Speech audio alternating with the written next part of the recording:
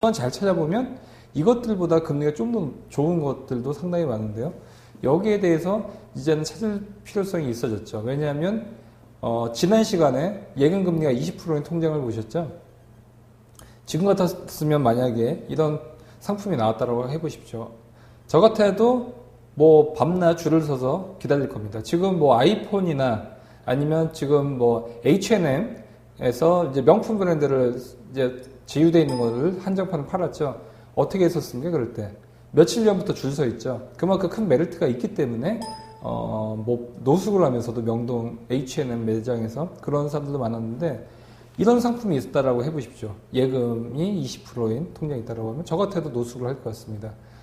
그만큼 이제는 수익률을 조금 더 높이려고 할 수 있는, 그렇지만 찾기는 상당히 힘든 그런 환경이 대두가 됐습니다. 여기서 잘 찾아야지만, 아까도 얘기했던 아까도 지난 시간에 노후에 대해서 알아봤지만 1%, 2%의 차이가 나중에 약 한 5억 원의 차이가 됐었던 것을 볼 수가 있었죠. 왜냐하면 장기적으로 이 기울기 자체가 1%의 기울기의 차이가 10년, 20년, 30년 뒤에는 수억 원의 차이로도 변할 수가 있는 것이기 때문에 그렇습니다.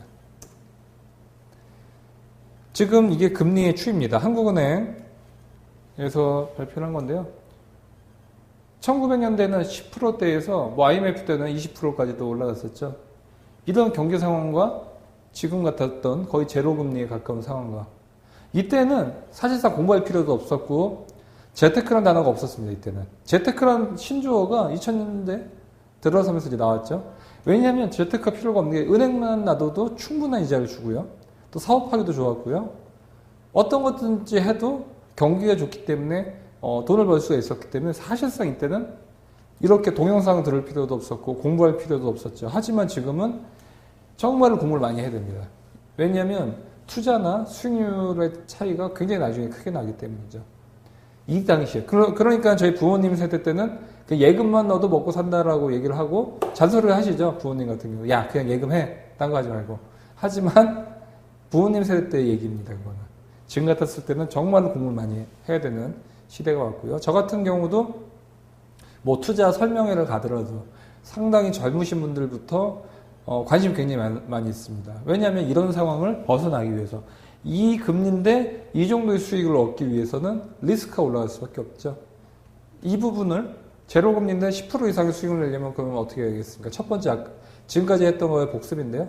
첫 번째는 세금을 줄이자. 세금을 줄여서 세후 수익률을 올리는 거. 두 번째는 노후 때도 말씀드렸죠. 장기 투자를 하면 주식형에 과감하게 승부를 하자.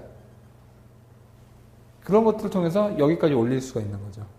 그리고 오늘 얘기할 플러스 알파의 수익을 낼 수 있는 것들. 그것이 세 번째 대안이 될 수가 있겠죠. 전 세계는 이미 제로금리에 도달을 해 있습니다. 보면 이게 이제 미국이죠. 미국 같은 경우가 제일 빨리 저금리 됐고요. 이거 호주 같은 경우고, 그 다음에 이제 뭐 일본이라든지 유럽 대부분이 이제 제로금리로 돼가고 있고요. 한국이 그나마 낮게 되고 있고요. 예를 들어서 여기서는 중국이 없었지만 중국이 이렇게 되고 있는 거죠. 전 세계가 다 여기에 수렴을 하고 있는 겁니다. 어떻게 될까요? 제로금리, 특히나 미국 같은 경우는, 그러면 미국이 우리나라보다도 일찍이 저금리가 됐기 때문에 미국이 어떻게 했는지, 또 미국에서 재테크를 정말 잘하는 사람들은 어떻게 했는지를 보면 되겠죠.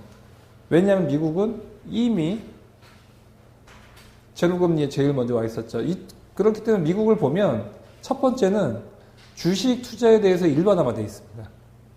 그리고 두 번째는 투자할 수 있는 상품군이 굉장히 많이 늘어나 있고요. 골드만삭스라든지 뭐 S&P 이런 데를 보면 투자할 수 있는 여력이 굉장히 많이 늘어나고 있습니다. 이것을 파생과 결합해서 원금 보장이 되면서도 수익이 나게끔도 만들 수 있고요.